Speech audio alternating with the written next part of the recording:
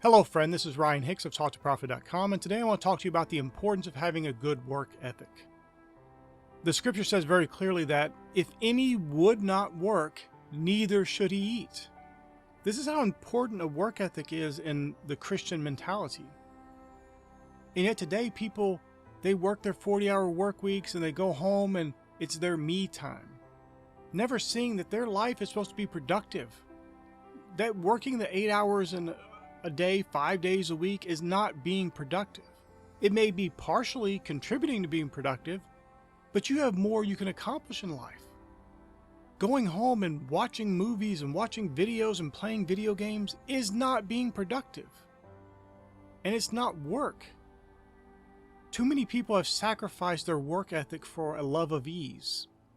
This is why all over the world, where nations are developing, the obesity rates are going up through the roof too. Because people directly, as things start getting easier for them, they let off the gas, so to speak. They sometimes start putting the brake on, and they start doing less. They start living for ease, living for pleasure. Meanwhile, the scripture says that she that liveth in pleasure is dead while she liveth. You can't have a life that is solely existing for pleasure, solely existing for fleshly lust. The scripture says, they that are Christ have crucified the flesh with the affections and lusts. This desire to not work or to work as little as possible. I'm not telling you to go work hard in a situation where it could be done very easily. You don't work hard for the sake of working hard. You work hard because you put your all into what you do. If there's a smart way they can get the same thing done quickly and easily, you take that. But you never shrug back. You never shrink back from hard work. Hard work is part of life. This isn't by the sweat of your brow work, but there is sometimes you have to work hard. Sometimes you have to work long hours. Sometimes you're going to miss things that may have given you pleasure. But you can't do them because you have something to do that's productive and useful and going to bring you closer to attaining your goals. It's very interesting to see people that don't have this mentality. And this is getting more and more and more because the generations coming up have been raised in relative ease. They didn't have to scrimp and save and find ways to get money. Many of them didn't grow up poor. You know, this is one of the things, if you grew up poor, even though I'm sure it was bad, I know because I grew up poor myself, there's a lot of bad things and things you wish you didn't go through. I understand that. But you have something, if you took action during that time when you were poor, you have something that other people don't have, and it's hard to learn. And it's that ingenuity and industriousness to make things happen. If you were a kid and you wanted a toy, your parents couldn't afford it, you had to find a way to make it happen. You went and mowed lawns, you went and raked leaves. I did all those things. I remember as an 8-year-old kid going house to house selling tomatoes that I picked from my grandmother's tomato plants because she said I could have as many as I wanted if I picked them, harvested them for her, and I could take as many as I wanted. I didn't like tomatoes at all. I didn't want to eat them, but I knew other people liked them, so I went around and sold them. Those are the kind of things you come up with when you don't have the means to get the things you want as a kid. So there's some advantages of that. But people today oftentimes are growing up, even the poor kids are growing up in relative ease. Very little struggle. And I'm not glorifying struggle. I want you to have as little struggle as possible, but you have to realize that sometimes to get to where you want, there's some hard times. There is some struggle that goes on.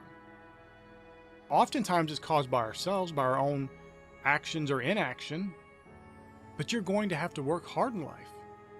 You can't just have a life of ease, or worse yet, a life of just going from pleasure to pleasure, pleasure seeking, and not even working at all. That's no life at all. Now the scripture goes on and says, now them that are such, these are people who are walking around disorderly. They weren't working at all. They were busybodies. It says, now them that are such we command and exhort by our Lord Jesus Christ, that with quietness they work and eat their own bread. This passage of scripture has so much importance to you. You work in quietness. You don't complain. You don't murmur. You don't whine about the boss, complain about the work environment, complain about how awful things are. You follow Philippians 4:8. Focus on the good, things that are lovely and a good report. You'll create an environment through your vibrational state that makes that work environment better. But you won't if you go around complaining and murmuring, not being quiet in your work. And you eat your own bread, meaning that you work and you get your own bread. You're not going around from house to house, taking other people's food because you don't want to work. You refuse to work. And I got to be clear, because people will bring this up because they don't listen. I'm not talking about people who can't work. I'm not talking about people who are underemployed. So they have a job, but they just don't have much work going on. I understand that. This is not talking about that. Those are not people who refuse to work. Refusing to work is people who could work and they don't. They have opportunities and they refuse to take them. They just want to sit around and do nothing and have other people tend to them and care for them. We want to help people who are in need, of course. But those who don't work, because they refuse to, they shouldn't even eat. You shouldn't be providing food or sustenance or anything for people who refuse to work. This is not people who can't work. This is not people who have a hard time finding work for whatever reason. But I'm going to tell you, even if you're one of those people that has a hard time finding work, so to speak, if you'll take up the right vibrational state and believe for the best, work will come to you easily. And I know that may be hard because you might have been going for years trying to find work and not finding anything. But if you'll change your attitude, renew your mind to the fact that God's favor is on your side, and receive the blessing of the Lord and know that you have great favor, you will find work rapidly. And it'll be good work, work that is honoring to God and work that is a blessing to you. So my friend, I just want to reiterate, you must work. You must work hard. You must be diligent in your endeavors. You can't be a lazy person. You can't be indolent. You can't be laying around just seeking pleasure in life. That's no way to live. People have this dream of, I'm just going to go lay on a beach and relax. I've known people who've done that because they've been successful, and it was misery for them. It didn't last long. They got bored. And I'm going to tell you, you would be too. That can only go so long. That pleasure seeking doesn't last long. That's why you see these celebrities and stuff who have all the money and all the accolades and all the fame and people that love them, and they get into constant pleasure seeking and they wind up dying or overdosing or killing themselves because it doesn't work. That is not good for you. You're not built for that.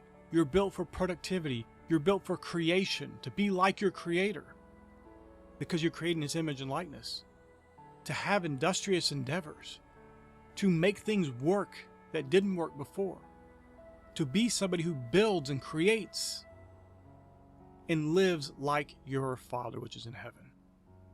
My friend, go out there and work hard today. Be diligent in your endeavors and watch as great success comes your way. I pray this was a blessing for you. May God bless you richly.